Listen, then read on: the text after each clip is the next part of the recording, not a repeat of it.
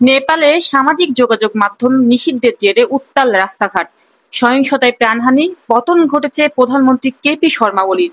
কৌশলগত প্রতিবেশী দেশটির এই সংকট এখন দিল্লির জন্য বড় দুশ্চিন্তার কারণ।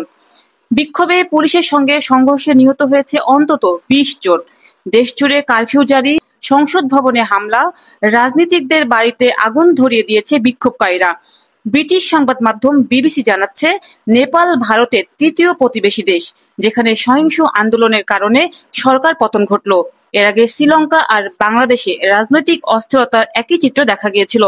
ভারতের সঙ্গে নেপালে রয়েছে ১,৭০০ কিলোমিটারও বেশি উন্মুক্ত সীমান্ত। ঐতিহাসিক, অর্থনৈতিক আর কৌশলগত কারণে দেশটির স্থিতিশীলতা দিল্লির কাছে অত্যন্ত গুরুত্বপূর্ণ। প্রধানমন্ত্রী নরেন্দ্র মোদী প্রতিক্রিয়া জানিয়েছেন এক্সে, নেপালের সহিংসতা হৃদয় বিদারক। এত তরুণ প্রাণহানিতে আমি মর্মাহত। নেপালের শান্তি ও স্থিতিশীলতা অত্যন্ত জরুরি। এমন পরিস্থিতিতে মোদী মন্ত্রিসভার সহকর্মীদের সঙ্গে করেছেন জরুরি বৈঠক। বিশ্লেষকরা বলছেন, নেপালের অস্থিরতা শুধু রাজনৈতিক নয়, কৌশলগতভাবেও ভারতের জন্য উদ্বেগজনক। কারণ দেশটির সীমান্তের ওপারে রয়েছে চীনের পশ্চিমাঞ্চলীয় সামরিক কমান্ড। ভারতের ভেতরে কাজ করেন প্রায় ৩৫ লাখ নেপালি নাগরিক। বিশেষ চুক্তির আওতায় ভারতীয় সেনাবাহিনীতে আছেন আরও ৩২,০০০ গুর্খা। দুই দেশের মধ্যে রয়েছে গভীর পারিবারিক ও ধর্মীয় সম্পর্ক। প্রতি বছর হাজারো ভারতীয় তীর্থযাত্রী নেপালে যান। আর বাণিজ্যে নেপালের $৮.৫ বিলিয়ন বড় অংশই ভারতের সঙ্গে, যেখানে জ্বালানি ও খাদ্যপণ্যের ওপর কাঠমান্ডু নির্ভরশীল।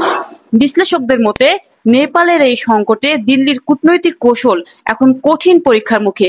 বিশেষ করে তরুণ প্রজন্মের ক্ষোভ প্রশমিত না হলে বাংলাদেশ কিংবা শ্রীলঙ্কার মতো অস্থিরতা আরও দীর্ঘায়িত হতে পারে।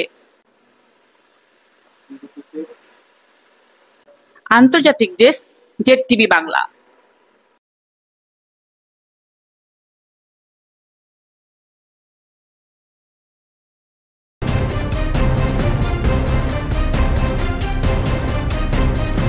জেড বাংলা, নতুন ভাবনায় প্রতিদিন।